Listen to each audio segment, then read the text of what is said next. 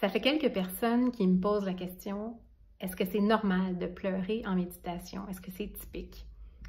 On pourrait aussi se poser la question, ça fait un certain temps que je médite, puis j'ai remarqué que je vais plus spontanément pleurer pendant la journée. Est-ce que ça aussi, c'est normal, c'est typique? Alors la réponse, c'est oui, oui. Je vais donner 3 des raisons. Il y en a plus, mais je vais en donner 3. De manière générale, on devient plus connecté à soi-même et à ses émotions quand on médite, quand on vit en pleine conscience. Donc, avant de commencer à méditer, on avait peut-être le réflexe de prendre un peu d'alcool, d'aller sur Netflix quand on ne filait pas, alors que là, en méditation, on peut être assis puis vraiment voir l'émotion qui remonte. Donc, de manière générale, on pourrait dire que c'est normal parce qu'on est plus connecté avec nos émotions. Donc, 3 des raisons pour lesquelles ça peut arriver, qu'on médite, qu'on pleure en méditant.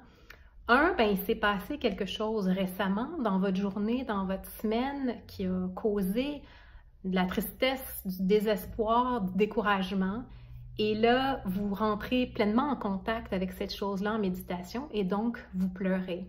Donc, est-ce que vous méditez comme il faut? Ben oui, parce que méditer, c'est d'être présent, en tout cas méditer en pleine conscience, c'est d'être présent avec ce qui est là, de se connecter avec ce qui est là. Donc, la deuxième raison pour laquelle vous pourriez pleurer en méditation, c'est parce qu'il y a quelque chose de beaucoup plus ancien qui est dépilé. Donc, je dis souvent, je donne une image, tout ce qu'on n'a pas pu vivre au moment où ça s'est passé dans notre vie, ben moi, je vois ça comme une grosse pile qu'on a à l'intérieur de nous. Puis parfois, en méditant, ben on accède à des choses plus anciennes. Ça peut même être des choses de notre adolescence, de notre enfance, des choses qui vont remonter à la surface, qu'on va pouvoir des fois identifier, mais pas toujours. Donc, des fois, en méditation, on va sentir une grosse tristesse passer, un deuil, en anglais, on dirait grief, ça va passer, puis on n'aura même pas d'image, on ne saura même pas pourquoi. Ça aussi, ça arrive, puis c'est normal. La troisième raison, c'est que de manière générale, quand notre cœur s'ouvre, ça nous fait pleurer. S'il y en a qui ne comprennent pas ce que je veux dire, imaginez que vous recevez un cadeau extraordinaire, bien plus que ce que vous auriez jamais pu imaginer. On peut imaginer, je ne sais pas si ça vous est déjà arrivé, mais d'avoir des larmes de « Waouh! » On reçoit cet amour-là, on reçoit cette attention. Puis la méditation, elle fait souvent ça, elle nous rend plus connectés avec notre sensibilité, elle fait souvent ouvrir le cœur. Donc,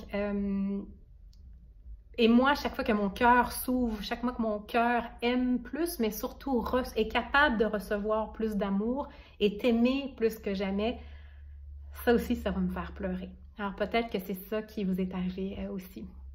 Donc, c'était 3 raisons pour lesquelles on peut pleurer en méditation ou lorsqu'on vit en pleine conscience.